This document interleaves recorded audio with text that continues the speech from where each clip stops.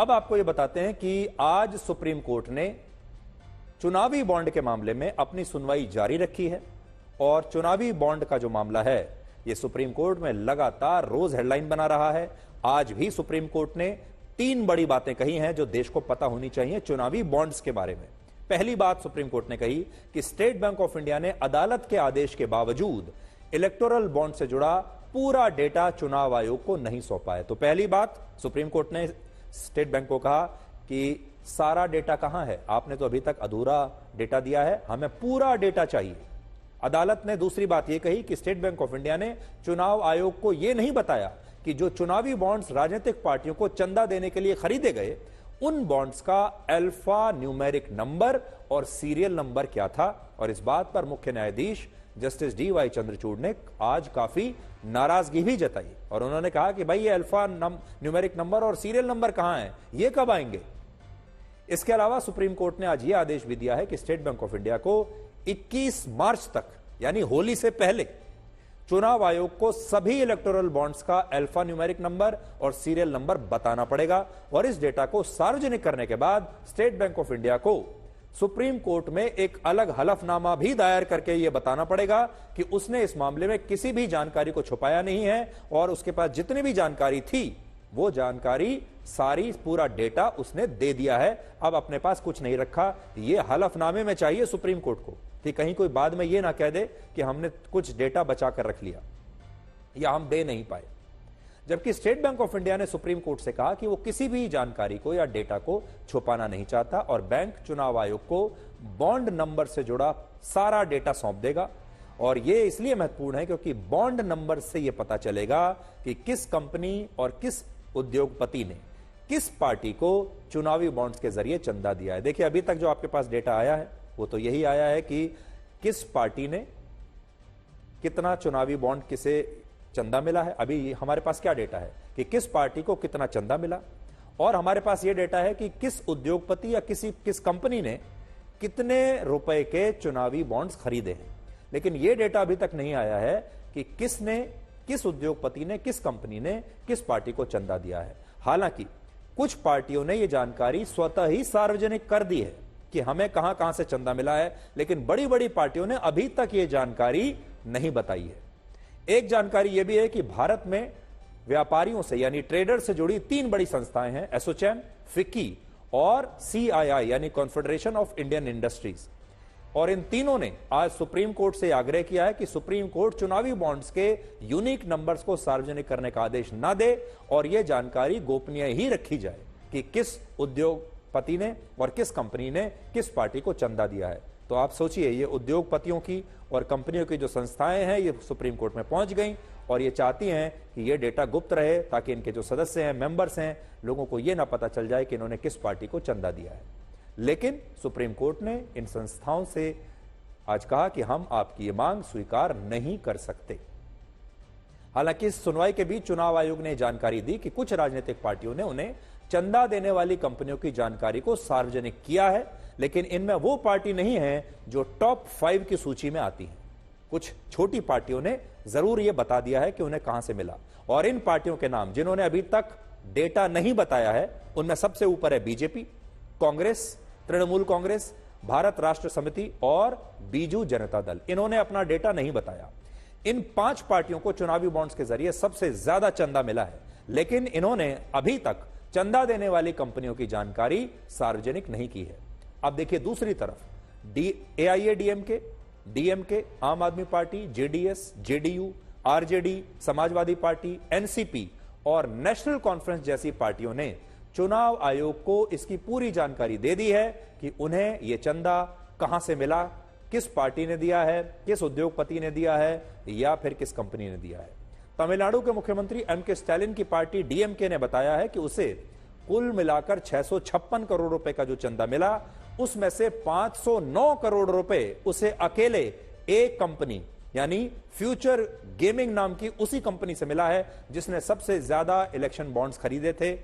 1368 करोड़ रुपए के चुनावी बॉन्ड्स इस कंपनी ने खरीदे हैं और डीएमके के 656 करोड़ के चंदे में से 509 करोड़ रुपए सोचिए अकेले इस आदमी ने दे दिए।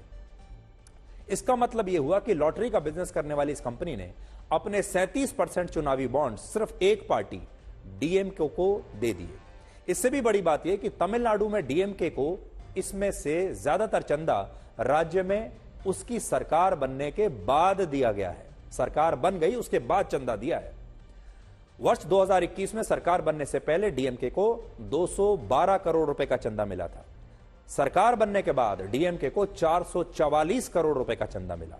सीधा सीधा मतलब यह है कि डीएमके को 68% चंदा सरकार बनने के बाद मिला और इस कुल चंदे में से 78% चंदा उसे सिर्फ एक कंपनी से मिला। सोचिए, अगर यह एक कंपनी डीएमके को तमिलनाडु में उसकी सरकार बनने के बाद इतना चंदा दे रही है तो इसके पीछे क्या वजह रही होगी। और यहां एक सवाल यह भी है कि यह कंपनी चुनावी बॉन्ड्स खरीदने के लिए इतना सारा पैसा लाई कहां से और इसे चुनावी बॉन्ड्स में ऐसी क्या दिलचस्पी है। चुनाव आयोग के मुताबिक फ्यूचर गेमिंग नाम की इस कंपनी ने वर्ष 2019 से 2024 के बीच 5 साल में कुल मिलाकर 1368 करोड़ रुपए के चुनावी बॉन्ड्स खरीदे। लेकिन क्या आप जानते हैं कि वर्ष 2016 और 17 से वर्ष 2022-23 के बीच इस कंपनी का नेट प्रॉफिट यानी नेट मुनाफा 627 करोड़ रुपए था। इस फिगर को ध्यान से आप देखिएगा। 5 साल में इसका नेट प्रॉफिट 627 करोड़ रुपए था। यह उसकी नेट कमाई थी। कमाई मतलब प्रॉफिट, मुनाफा। यानी जिस कंपनी का 6 वर्षों में कुल मुनाफा ही 627 करोड़ रुपए था, उस कंपनी ने राजनीतिक पार्टियों को चंदा देने के लिए 1368 करोड़ रुपए के चुनावी बॉन्ड्स खरीद लिए और अपने नेट प्रॉफिट से 218% ज्यादा का चंदा पार्टियों को दे दिया। और इनमें भी 509 करोड़ रुपए सिर्फ एक डीएमके पार्टी को दे दिए, जो कि इस कंपनी के नेट प्रॉफिट का 81% बनता है। यहां बात सिर्फ इस एक कंपनी की नहीं है, इसमें आपको सोचना होगा कि यह कंपनी आखिर डीएमके से क्या चाहती है। कोलकाता की एक और company Madan Lal limited company ने 185 करोड़ रुपए का चंदा दिया, जबकि उसका 6 वर्षों का नेट प्रॉफिट सिर्फ 2 करोड़ है। 2 करोड़ रुपए का नेट प्रॉफिट है और 185 करोड़ के चुनावी चंदा उन्होंने चंदा दे दिया। एक और कंपनी है क्विक सप्लाई। इसने 5 साल में 410 करोड़ रुपए का चंदा दिया है, जबकि उसका 6 वर्षों का नेट प्रॉफिट सिर्फ 143 करोड़ रुपए है। कोलकाता की एक कंपनी एमकेजी एंटरप्राइजेज लिमिटेड ने 192 करोड़ रुपए का चंदा दिया, जबकि उसका 6 वर्षों का कुल मुनाफा ही सिर्फ 60 करोड़ है। इसी तरह वेस्टर्न यूपी पावर कंपनी ने 220 करोड़ रुपए का चंदा दिया, जबकि उसका 6 वर्षों का नेट प्रॉफिट 144 करोड़ रुपए। और भारती एयरटेल लिमिटेड ने 198 करोड़ रुपए के चुनावी बॉन्ड्स खरीदे, जबकि वर्ष 2019-20 से 2022-23 के बीच इस कंपनी को 65,000 करोड़ रुपए का घाटा हुआ है। और भारतीय एयरटेल के अलावा और भी कई कंपनियां हैं जिन्होंने घाटे में होने के बावजूद राजनीतिक पार्टियों को चंदा देने के लिए खुलकर करोड़ों रुपए के चुनावी बॉन्ड्स खरीदे। और यह बात बड़ी अजीब लगती है, क्योंकि अर्थशास्त्र यह कहता है कि अगर कोई कंपनी घाटे में है तो वो चंदा देने के लिए पैसा ला ही नहीं सकती। उसे तो चंदा लेने की जरूरत है, वो चंदा देने के बारे में सोच कैसे सकती है। यानी आमदनी अठन्नी और चंदा रुपया, ये कैसे हो सकता है। और इन सारे मामलों में कहानी बिल्कुल उल्टी है।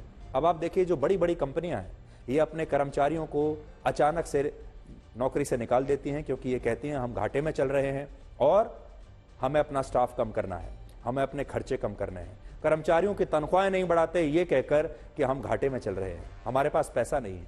लेकिन चुनावी बॉन्ड खरीदने के लिए अचानक सबके पास पैसे आ जाते हैं। एक और बड़ी बात है कि कुछ कंपनियों ने राज्यों के हिसाब से भी पार्टियों को चंदा दिया है। यानी जिस पार्टी का जिस राज्य में काम पड़ रहा है, जिस सरकार से काम पड़ रहा है, उसे चंदा दे दिया।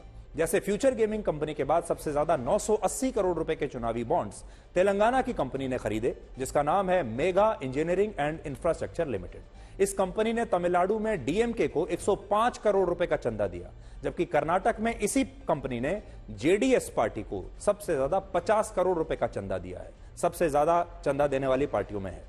इसके अलावा डीएमके को 14 करोड़ रुपए का चंदा इंडिया सीमेंट्स नाम की कंपनी ने दिया, और ये आईपीएल की cricket team Chennai super Kings की पेरेंट कंपनी है। यानी चेन्नई सुपर किंग्स की मालिक है ये, जिस कंपनी ने चंदा दिया है। और चेन्नई सुपर किंग्स ने तमिलनाडु की ही एक और जयललिता की पार्टी एआईएडीएमके को सबसे ज्यादा चंदा दिया है।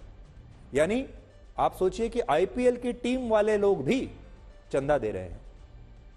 चुनाव आयोग के मुताबिक 2018 से 2019 के बीच एआईएडीएमके को 6 करोड़ 10 लाख रुपए के चुनावी बॉन्ड्स मिले, जिनमें से लगभग 80% यानी 5 करोड़ रुपए के चुनावी bonds Chennai super Kings team से पार्टी को मिले।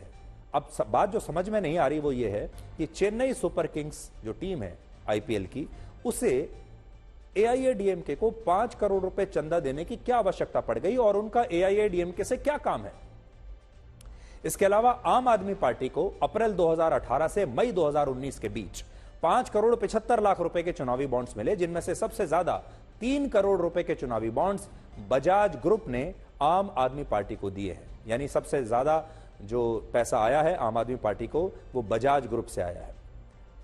जबकि गुजरात की सबसे बड़ी फार्मा कंपनी टोरेंट फार्मास्यूटिकल्स ने आम आदमी पार्टी को 1 करोड़ रुपए का चंदा उस अवधि में दिया है। तो अब आप यह भी सोच लीजिए कि आम आदमी पार्टी ने असल में गुजरात में भी चुनाव लड़ा था विधानसभा में, और हो सकता है कि गुजरात की एक बड़ी फार्मा कंपनी ने इसीलिए उसे चंदा दे दिया।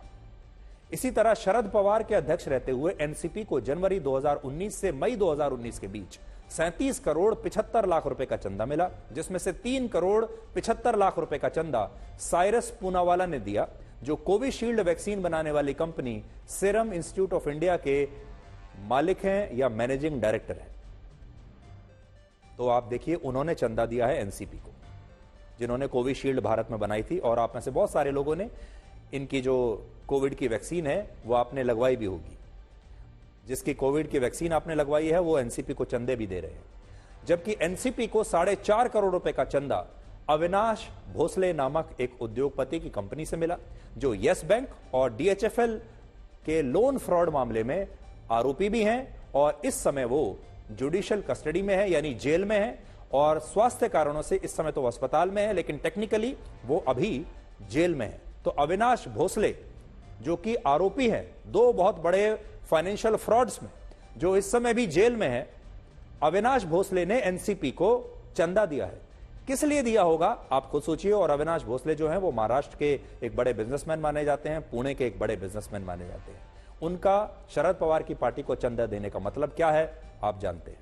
ममता बनर्जी की पार्टी टीएमसी और नीतीश कुमार की पार्टी जेडीयू ने कहा कि उन्होंने वर्ष 2019 में जो चुनावी बॉन्ड्स एनकैश कराए थे वो बॉन्ड्स उन्हें पता ही नहीं है कि कहां से आए। देखिए इनका बहाना देखिए, ये कहते हैं कि ये बॉन्ड्स कोई अज्ञात व्यक्ति लिफाफे में रखकर उनके दफ्तर के बाहर रखकर चला गया, तो इन्हें पता ही नहीं है। 16 जुलाई 2018 से 22 मई 2019 के बीच टीएमसी को 75 करोड़ रुपए के चुनावी बॉन्ड्स मिले, लेकिन टीएमसी का कहना है कि कुछ अज्ञात लोग ये चुनावी बॉन्ड्स पार्टी के ड्रॉप बॉक्स में डालकर चले गए। जेडीयू ने भी चुनाव आयोग को यही बताया कि 3 अप्रैल 2019 को एक अज्ञात व्यक्ति पटना के जेडीयू के दफ्तर में आया और एक लिफाफा छोड़कर चला गया। इस लिफाफे में 10 करोड़ रुपए के चुनावी बॉन्ड्स थे, और बाद में जेडीयू ने इन बॉन्ड्स को एनकैश करा लिया।